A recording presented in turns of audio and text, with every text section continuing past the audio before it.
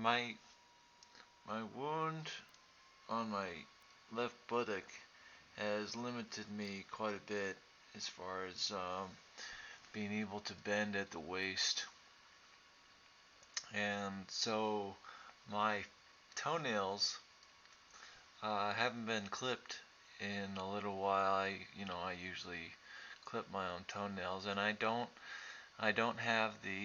don't have spasms like a lot of paraplegics and quadriplegics do. Um, so I don't have spasms. So my legs have I have flaccid paralysis in my legs. So my legs are extremely skinny looking. Um, and since put I don't sit a lot in my wheelchair, then I have pretty decent. Uh, I don't have a lot of swelling of my feet right now. I'm not, I'm like I said, I'm laying on my belly about 95% of the day because I'm just trying to keep the pressure off. The sitting pressure. I'm trying to keep all pressure off of my left buttock right now to deal with this hip um, bursitis that I'm dealing with, and I hope that it heals up, um, within the next couple months. That would be really nice. I went outside a little bit and you know, fed the dogs a little bit and just had some lunch and stuff.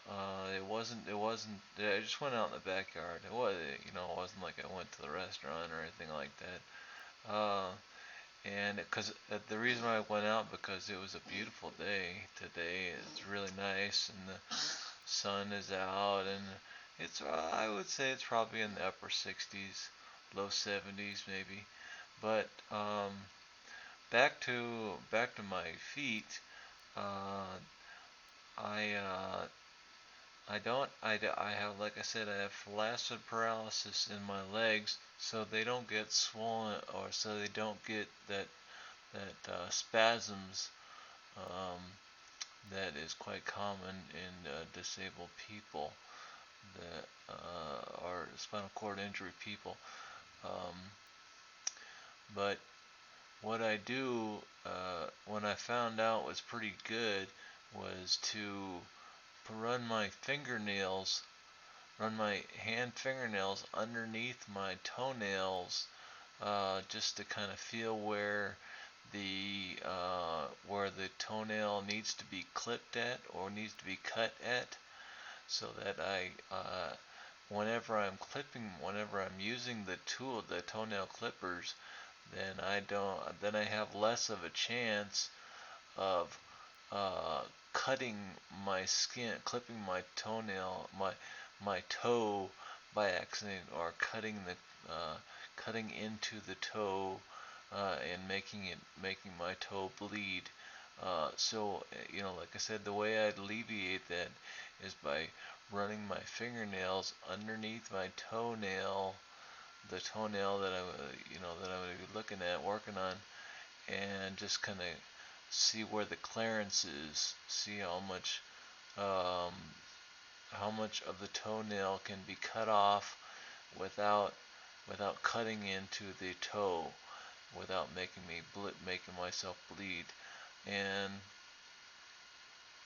as I was going along, as I was clipping the toenails, everything was going pretty good. I didn't. I it was nice, like I said, to run my nail and run my fingernail underneath the toenail, because then I didn't make any of my toenails bleed whenever I was clipping my toenails.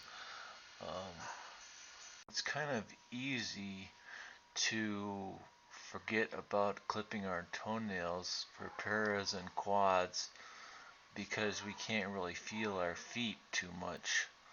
So we don't think about it, and the next time we're forced to think about it, because our toenail, after a while, it starts to grow so long that it kind of starts to grow into our skin. So we get an ingrown toenails quite easily. We get ingrown toenails after a while if we don't cut our toenails. So we have to clip our toenails. And my heart goes out to a lot of the para and quads that have spasms, because I know how difficult it is just to clip my toenails, because I try to hold my toes stationary whenever I'm clipping my toenails, so that I can get a decent grip on them whenever I'm clipping my toenails. And that's hard, because with pairs and quads we wear our shoes a lot, and so our feet, our toes start to curl under a little bit, so we have to straighten our toes out so that we can clip our toenails. And accidentally, a lot of times, we use the toenail clipper and we end up cutting some of our skin.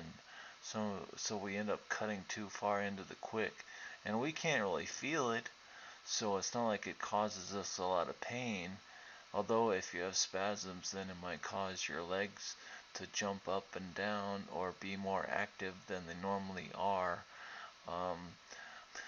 But it's difficult, because then they bleed and we don't really feel it, so we kind of tend to dismiss it and ignore it and not worry about it so much. But it can cause an infection, and it can cause, it can cause it to get green and ugly, and then we have to go to the doctor. I went to the doctor one time for an ingrown toenail, and he whacked away at it. I don't think I needed to have an local anesthetic, so that was kind of nice, because it makes you kind of loopy. But so I got that one ingrown toenail clipped that one time, and then ever since then I kind of realized that this is something that I need to be doing at least once every couple months or something like that, so that I would I wouldn't have the ingrown toenail experience again, and I wouldn't have to go to the doctor to get my toenails clipped. And another thing that I noticed was after a while, then some of your toenails get pretty thick in size. I think it has something to do with if there's some kind of infection in them or something like that. I can't remember what it's called, but like a fungus, where your toenail gets really, really, really thick. And my pinky on my right toe, the pinky on my right toe is pretty thick, and I can't feel it, so I'm kind of tempted to rip it off. But then if I rip it off, then I know that I'm going to make it bleed, and it's going to take a long time to heal, months and months maybe to heal, and I don't need to be dealing with that crap.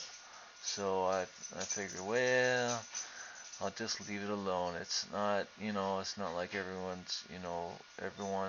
whenever I go out, is saying, oh, look at that guy's pinky toenail, no, so it's not that big of a deal. So I just kind of left my pinky toenail alone. Maybe I'll go to the doctor sometime and show him my toenail, but I got many other things that I can show the doctor. My wife calls me Stewie because I like to show the doctor my bottom. But anyway, I got done clipping all the toenails here, and I didn't didn't make my toes bleed, so I was pretty happy about that. And there, that there's a way. Is there, I asked the question, and I'm sure that a lot of you guys asked the question. Uh, is there a way that you can get it so that your toenails, or so that your toes won't curl under? I'm speaking to paras and quads, and some therapists and stuff.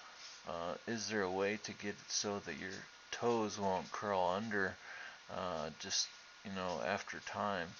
Because I've been in a wheelchair for about 20 years, well, a little over 20 years, so my toes are curled under quite a bit, and I'm wondering, if there's a way that you can get it so your toenails aren't so curled under, and you can do stretches on your toes, the daily stretches or every other day stretches, but I don't do that because I'm lazy.